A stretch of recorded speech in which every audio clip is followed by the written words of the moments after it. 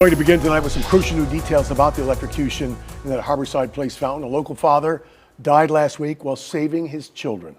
Good evening, I'm Todd McDermott. And I'm Felicia Rodriguez. Thank you for joining us. Nate Davenport died while pulling his children out of electrically charged water. Ari Height joining us live from Jupiter with what a newly released police report reveals. Ari?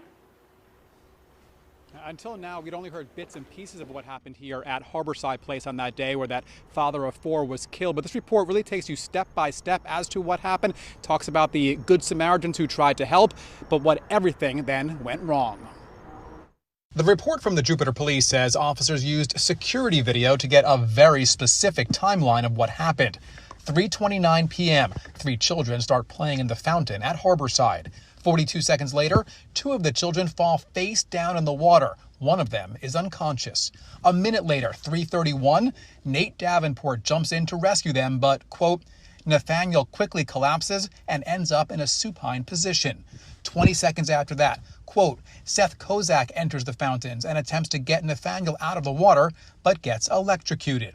The report goes on to describe how Kozak is able to pull himself and his unconscious son out of the fountain and start CPR on the child.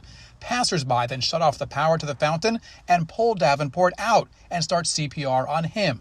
In all, the whole thing takes 4 minutes. Davenport died about an hour later at the hospital. Kozak and the children are recovering.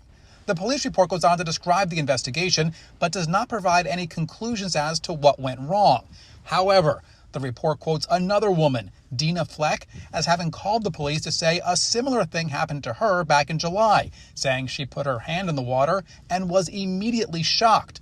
Quote, Fleck described the feeling as an intense tingling up her whole arm, which she stated lasted a couple of minutes after she removed her hand from the water. Fleck says she and her friends told a Harborside employee what happened, but felt like he wasn't interested. Police say Fleck gave detectives pictures from that day and, quote, the photographs show a wire sticking out of the water.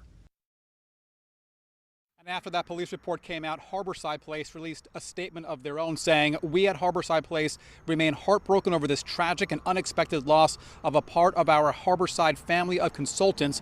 Nate was a friend of Harborside and was currently working with us on several projects. Our thoughts, prayers, and unwavering support continue to be with his family during this challenging time. And one more thing, the investigator who wrote that police report says he does not recommend any criminal charges here, but police say the investigation is still ongoing. Reporting live from Harborside Place in Jupiter, Ari Height, WPBF 25 News.